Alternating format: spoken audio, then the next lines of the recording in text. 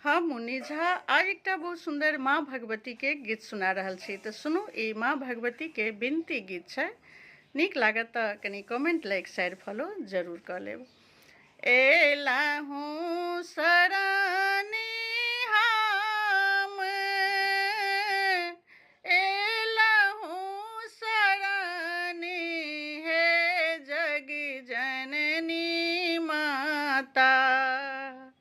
एलाहूँ शरणी हम, एलाहूँ शरणी हे जगी तारनी माता। लाले लाले मंदिर तोहारी हे जगी जननी माता। लाले लाले मंदिर तोहारी हे जगी तारनी माता। लाले लाले मंदिर में लाले के बरिया हे जगी जननी माता। लाले लाले ध्वजा फहराई हे जगी जननी माता। लाले लाले ध्वजा फहराई हे जगी जननी माता।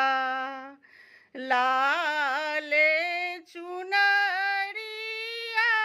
के लाले किनरिया हे जगी जननी माता। लाले लाले सिंदूर का पारी हे जगी तारनी माता। लाले लाले सिंदूर का पारी हे जगी जननी माता। राखिली मुख लाली हमरो बनाई हे जगी जननी माता।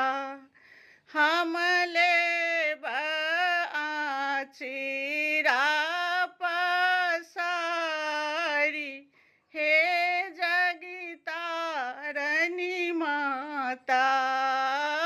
हम लेब आचिरा पसारी हे जगी जननी माता। एलाहूँ शरणी हम, एलाहूँ शरणी हे जगी जननी माता। राखिली शरण तोहारी हे जगी जननी माता। करी दियौ हमरो उधारी हे जगी तारनी माता। लाले मंदिर केरा लाले के बरिया हे जगी जननी माता। लाले लाले ध्वजा फहराई हे जगी जननी माता। जय मिथिला। नीक लागत तो कमेंट लाइक शेयर फॉलो जरूर कर ले।